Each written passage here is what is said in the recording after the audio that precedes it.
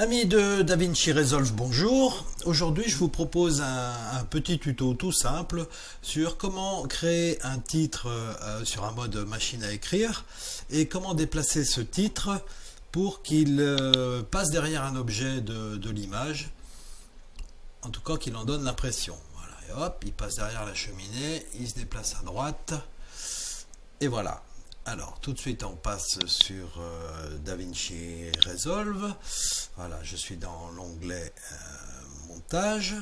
Je récupère l'image qui m'intéresse. Je passe dans l'onglet montage. Dans la bibliothèque de médias, je récupère mon image et je peux fermer ma bibliothèque de médias pour gagner de la place. Une première remarque, c'est que l'image n'occupe pas l'intégralité de l'écran, donc je vais la dilater un petit peu en X. Pour ça, c'est très simple. Je vais dans l'inspecteur, que j'active si ce n'est pas le cas. Je vais zoomer juste en X, donc je décoche la petite chaînette qui relie le zoom X au zoom Y et je dilate horizontalement. Voilà, sur la valeur de 1,33 à peu près, c'est parfait. Cette vidéo elle dure 3 secondes comme vous voyez. J'aimerais que ce plan dure 10 secondes, donc je vais devoir le dilater. Pour ça c'est très simple, je peux l'attraper ici, voyez, et je le dilate jusqu'à arriver à 10 secondes. 10 secondes, voilà. Une autre méthode aurait été de sélectionner mon image, faire un clic droit et je change la durée du plan. Durée du plan, si je veux que ma vidéo dure 10 secondes, ici il suffit de mettre un 10. 10 secondes, je modifie, et vous voyez qu'ici mon plan dure 10 secondes. J'aurais pu faire autrement aussi en comptant le nombre d'images, puisque je vois dans les paramètres de mon projet que je tourne à 30 images par seconde. Si je reviens ici changer la durée du plan, 30 x 10 ça fait 300, donc j'aurais pu lui indiquer 300 images. C'est fait, voilà, donc tout va bien. Je peux repasser ici sur le zoom minimum et on va pouvoir donc maintenant rajouter notre titre.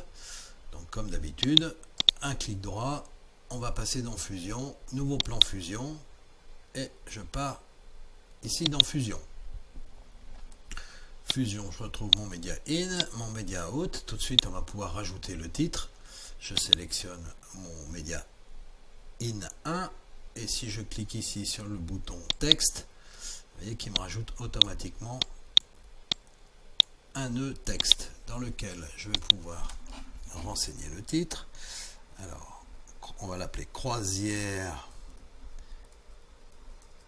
à la ligne Méditerranée. Voilà, ce titre, pour des raisons personnelles, je vais le mettre en rouge.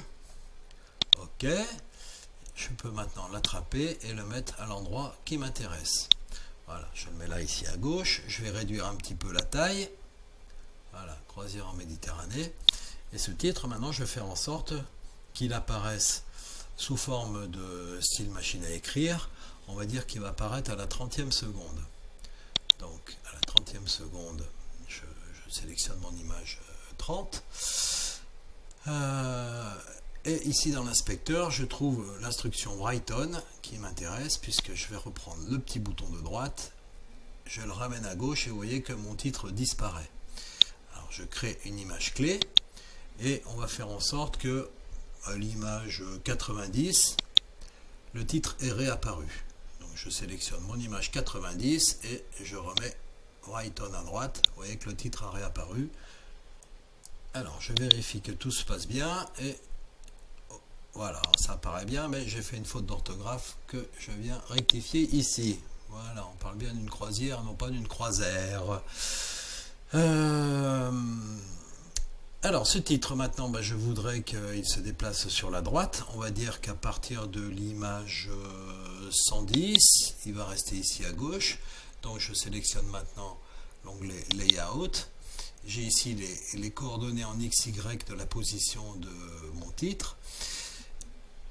Donc à l'image 110, il doit se trouver là. Je crée une image clé et on va dire qu'à l'image 200, mon titre aura dû se déplacer. Alors soit je l'attrape ici comme j'ai fait tout à l'heure, soit je le déplace en modifiant la valeur CenterX. Comme ça, je suis sûr qu'il reste sur la même valeur en Y.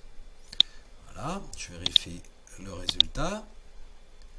Mon titre se déplace bien, mais je trouve qu'il se déplace d'une manière trop linéaire et j'aimerais qu'il démarre tout doucement dans son mouvement, qu'il s'accélère et qu'il s'arrête plus doucement. Pour ça, je vais aller voir ici sur Spline. J'active déplacement et pour visualiser le déplacement, je clique ici sur ce petit bouton. Voilà, donc là j'ai les paramètres du déplacement. Je sélectionne tout, CTRL A et j'appuie sur la touche S, S comme spline. Voilà, donc il me donne accès au spline sur lequel je peux travailler. Vous voyez, donc je vais accélérer un petit peu au milieu. J'attrape mes deux boutons. Voilà, là j'ai une sigmoïde qui ressemble à peu près à quelque chose. On va voir quel a été l'effet sur le mouvement. Vous voyez qu'effectivement il démarre plus doucement, il accélère, il se ralentit. Voilà. Donc là c'est satisfaisant, je peux sortir de mes splines. Et maintenant je souhaiterais que mon titre passe derrière la cheminée. Pour ça c'est très simple, je vais recréer la même image par-dessus celle-ci. Et avec la fonction polygone, je retiendrai que le masque de la cheminée, que je mettrai au-dessus, comme ça j'aurai l'impression que le titre passe en dessous de la cheminée. Donc je prends mon média in, je le sélectionne. CTRL C, je le copie, je me mets n'importe où, CTRL V, je le colle, et je peux déjà le relier à la sortie de mon précédent merge. Maintenant, je vais pratiquer mon polygone, je sélectionne mon média in 1.1, le polygone, voilà, il est relié automatiquement. Il suffit maintenant hop, que je fasse un polygone au-dessus de ma cheminée, je fais un beau rectangle bien sur les bords de la cheminée en 4 points et surtout je ferme bien mon rectangle, sans ça ça ne marcherait pas. Alors on vérifie ce que ça donne. Croisière en Méditerranée, le titre se déplace et hop, on a l'impression qu'il passe derrière la cheminée. Voilà, bah écoutez, cette présentation est terminée. Je vous donne rendez-vous pour un prochain tuto plus tard. À bientôt.